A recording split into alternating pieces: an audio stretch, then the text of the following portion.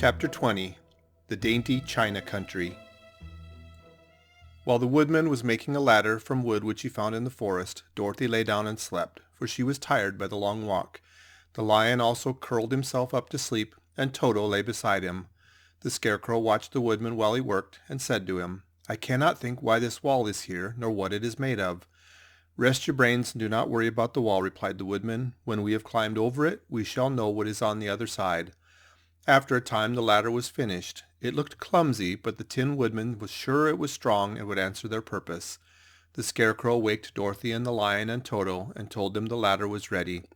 The Scarecrow climbed up the ladder first, but he was so awkward that Dorothy had to follow close behind and keep him from falling off. When he got his head over the top of the wall, the Scarecrow said, "Oh my!"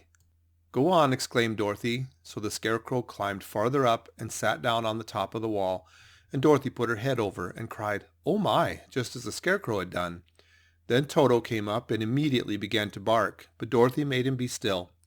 The Lion climbed the ladder next, and the Tin Woodman came last. Both of them cried, "Oh my!" as soon as they looked over the wall. When they were all sitting in a row on the top of the wall, they looked down and saw a strange sight. Before them was a great stretch of country, having a floor as smooth and shining and white as the bottom of a big platter. Scattered around were many houses made entirely of china and painted in the brightest colors. The houses were quite small, the biggest of them reaching only as high as Dorothy's waist. There were also pretty little barns with china fences around them, and many cows and sheep and horses and pigs and chickens, all made of china, were standing about in groups. But the strangest of all were the people who lived in this queer country. There were milkmaids and shepherdesses with brightly colored bodices and golden spots all over their gowns, and princesses with most gorgeous frocks of silver and gold and purple, and shepherds dressed in knee breeches with pink and yellow and blue stripes down them, and golden buckles on their shoes, and princes with jeweled crowns upon their heads, wearing ermine robes and satin doublets, and funny clowns in ruffled gowns with round red spots upon their cheeks and tall pointed caps. And strangest of all, these people were all made of china, even to their clothes, and were so small that the tallest of them was no higher than Dorothy's knee. No one did so much as look at the travelers at first, except one little purple china dog with an extra large head, which came to the wall and barked at them in a tiny voice, afterward running away again. "How shall we get down?" asked Dorothy. They found the ladder so heavy they could not pull it up, so the Scarecrow fell off the wall, and the others jumped down upon him so that the hard floor would not hurt their feet. Of course they took pains not to light on his head and get the pins in their feet. When all were safely down, they picked up the Scarecrow, whose body was quite flattened out, and patted his straw into shape again. "We must cross this strange place in order to get to the other side," said Dorothy, "for it would be unwise for us to go any other way except due south." They began walking through the country of the China people, and the first thing they came to was a China milkmaid milking a China cow.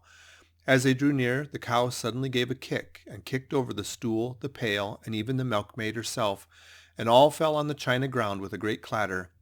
Dorothy was shocked to see that the cow had broken her leg off, and that the pail was lying in several small pieces, while the poor milkmaid had a nick in her left elbow. "There!" cried the milkmaid angrily. "See what you've done? My cow has broken her leg, and I must take her to the mender's shop and have it glued on again. What do you mean by coming here and frightening my cow?" "I'm very sorry," returned Dorothy. "Please forgive us." But the pretty milkmaid was much too vexed to make any answer. She picked up the leg sulkily and led her cow away, the poor animal limping on 3 legs. As she left them, the milkmaid cast many reproachful glances over her shoulder at the clumsy strangers, holding her nicked elbow close to her side. Dorothy was quite grieved at this mishap. "We must be very careful here," said the kind-hearted woodman, "or we may hurt these pretty little people so they will never get over it." A little further on, Dorothy met a most beautifully dressed young princess, who stopped short as she saw the strangers and started to run away. Dorothy wanted to see more of the princess, so she ran after her, but the China girl cried out, "Don't chase me! Don't chase me!" She had such a frightened little voice that Dorothy stopped and said, "Why not?" "Because," answered the princess, also stopping a safe distance away, "if I run I may fall down and break myself." "But could you not be mended?" asked the girl. "Oh yes, but one is never so pretty after being mended, you know," replied the princess. "I suppose not," said Dorothy. "Now there's Mr. Joker, one of our clowns," continued the China lady, "who is always trying to stand upon his head. He has broken himself so often that he is mended in 100 places and doesn't look at all pretty. Here he comes now, so you can see for yourself." Indeed, the jolly little clown came walking toward them, and Dorothy could see that in spite of his pretty clothes of red and yellow and green, he was completely covered with cracks, running every which way, and showing plainly that he had been mended in many places. The clown put his hands in his pockets, and after puffing out his cheeks and nodding his head at them saucily, he said, "My lady fair, why do you stare at poor old Mr. Joker? You're quite as stiff and prim as if you'd eaten up a poker." "Be quiet, sir," said the princess. "Can't you see these are strangers and should be treated with respect?"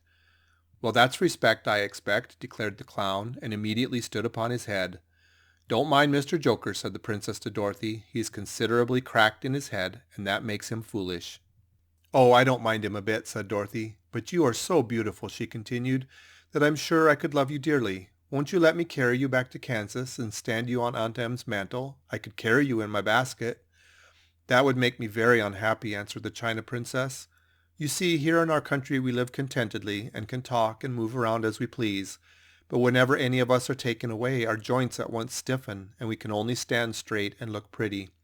Of course, that's all that is expected of us when we're on mantels and cabinets and drawing-room tables, but our lives are much pleasanter here in our own country." "I would not make you unhappy for all the world," exclaimed Dorothy, "so I'll just say goodbye." "Goodbye," replied the princess.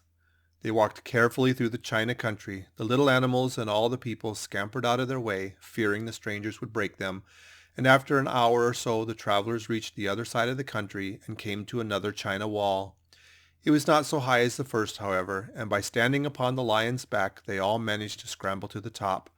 Then the lion gathered his legs under him and jumped on the wall. But just as he jumped, he upset a china church with his tail and smashed it all to pieces. "That was too bad," said Dorothy, "but really I think we were lucky in not doing these little people more harm than breaking a cow's leg and a church. They are all so brittle." "They are indeed," said the Scarecrow, "and I am thankful I am made of straw and cannot be easily damaged. There are worse things in the world than being a scarecrow." End of chapter 20.